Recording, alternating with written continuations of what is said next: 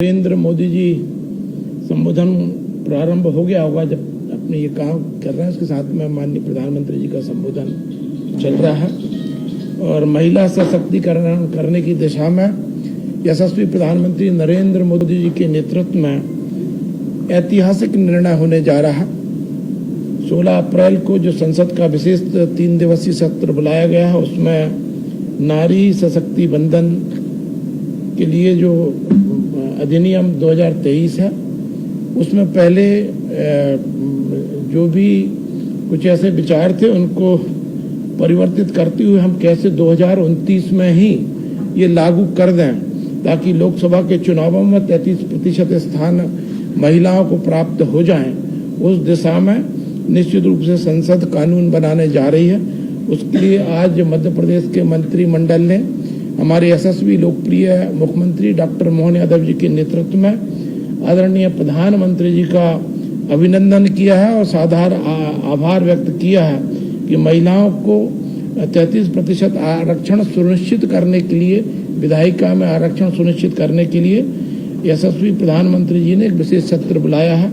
इस नारी शक्ति बंधन के समारोह को आयोजित करने के लिए मध्य प्रदेश की सरकार बड़े स्तर पर पूरे प्रदेश में विभिन्न कार्यक्रम आयोजित करने जा रही है।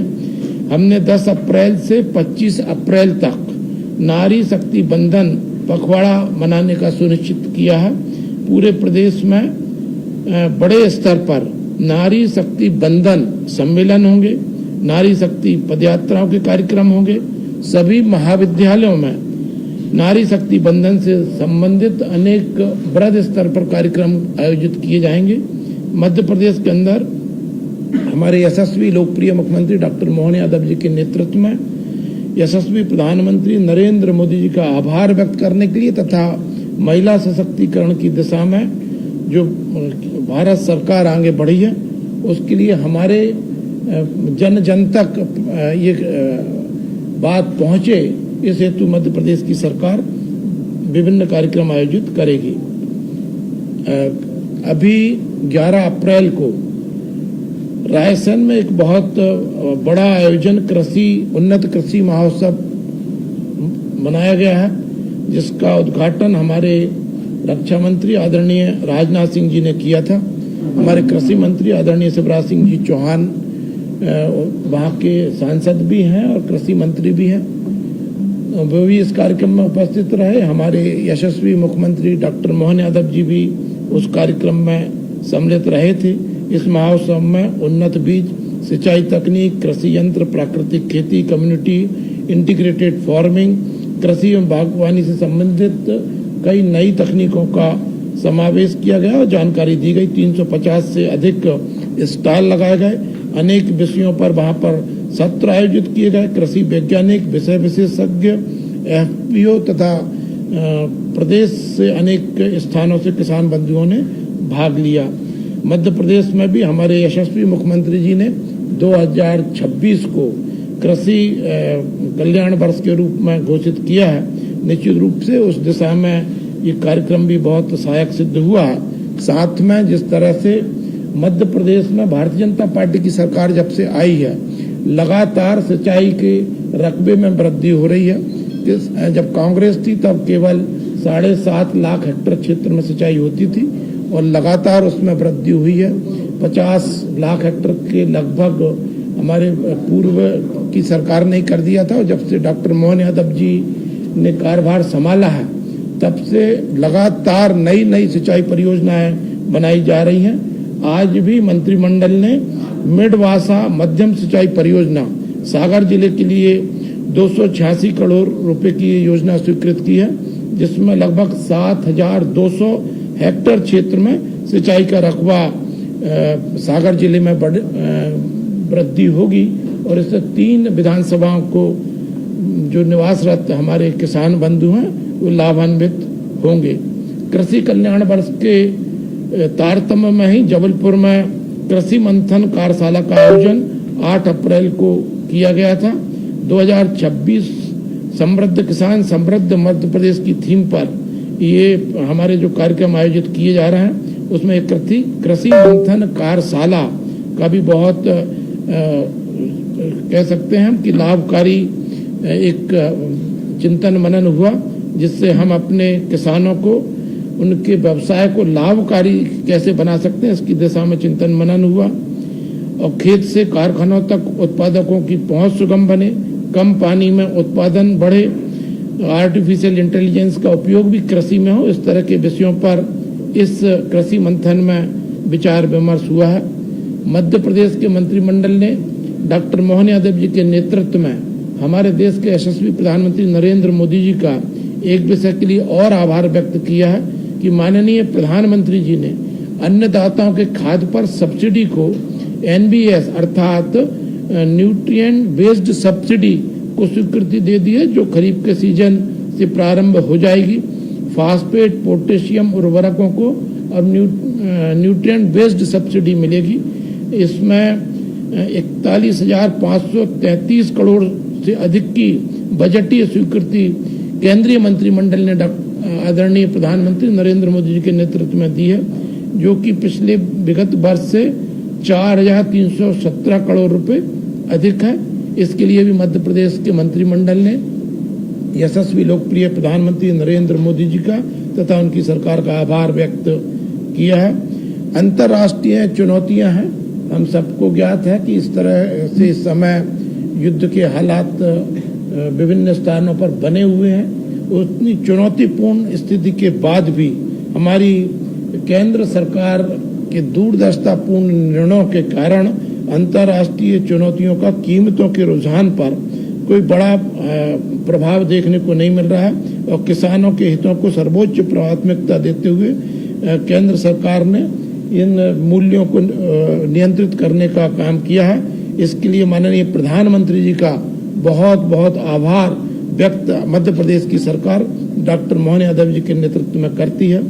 हमारे यशस्वी लोकप्रिय गृह मंत्री आदरणीय अमित शाह जी ने ये जिसको कह सकते हैं कि एक लक्ष्य तय करके 31 मार्च 2026 को नक्सल उन्मूलन करने का लक्ष्य तय किया था और इसके लिए उन्होंने हासिल कर लिया है। इसके लिए भी मंत्रिमंडल मध्य प्रदेश के मंत्रिमंडल ने हमारे माननीय नरेंद्र मोदी जी का तथा गृह मंत्री अमित शाह जी के कुशल मार्गदर्शन में जो नक्सल गतिविधियों का उन्मूलन हुआ है उसके लिए उनका अभिनंदन किया है।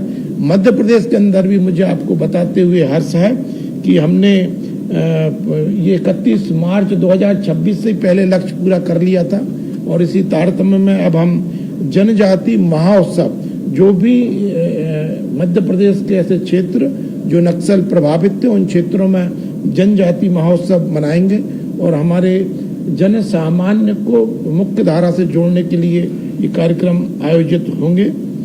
और आज लोक निर्माण विभाग में भी जो हमारी परियोजनाएं चल रही हैं वो चाहे पूंजीगत व्यय की हो, चाहे BOT मार्ग की हो, चाहे एन्यूटी की हो और सड़क विकास निगम की बाह्य वित्त परियोजना है, इस तरह की 4 लोक निर्माण से संबंधित विभाग से संबंधित योजनाओं को भी मंत्रिमंडल ने स्वीकृत किया है।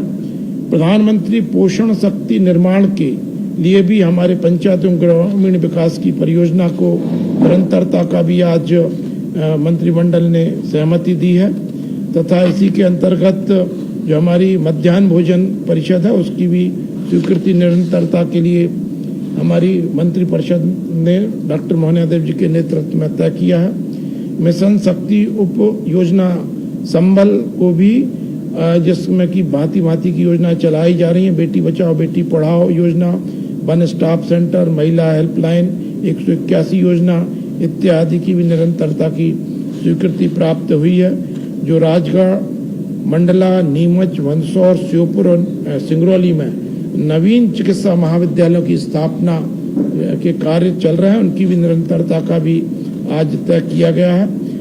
इतने एग्रीकल्चर से संबंधित हमारी जो एक मैकेनाइजेशन की योजना है उसको भी निरंतरता का आज हमारे मंत्रिमंडल ने सहमति दी है और निश्चित रूप से आज इन सभी विकास परियोजनाओं के साथ साथ हमारे प्रधानमंत्री जी जो विकास के साथ साथ महिलाओं को सशक्तिकरण का भी जो अभियान चला रहे हैं, किसानों के जो सशक्तिकरण का अभियान चला रहे हैं, उसके लिए मध्य प्रदेश के मंत्रिमंडल केंद्र सरकार का हार्दिक आभार व्यक्त करती है।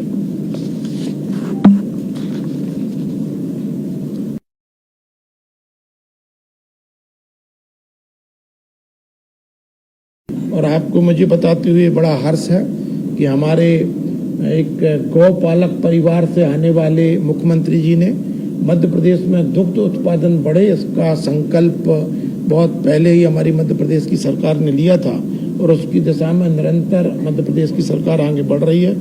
हमारे यहाँ पर जो 24-25 में लगभग 9.96 लाख लीटर प्रतिदिन जो दूध का उत्पादन होता था, उसमें अब 12.46 लाख लीटर दूध का उत्पादन हुआ है, जो लगभग 25% की वृद्धि दूध के उत्पादन में हुई है। और इस उत्पादन को अभी हमको और आगे लेके जाना है।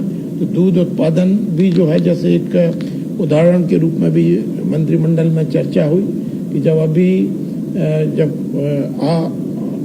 समय ओलावृष्टि हुई या वर्षा हो गई, उसकी वजह से किसानों की फसल कुछ नष्ट हुई, उन्हें फसल बीमा योजना का लाभ भी मिलेगा। मध्य प्रदेश के मुख्यमंत्री जी ने भी राहत घोषित की है, परंतु उसमें से कई किसान ऐसे थे जो दूध उत्पादन करते थे और दूध उत्पादन के कारण उनको प्रतिदिन कह सकते हैं कि कैश क्रॉप की तरह ही नकद प्राप्त हो जाता है। तो बड़े उन्होंने संतोष व्यक्त किया था।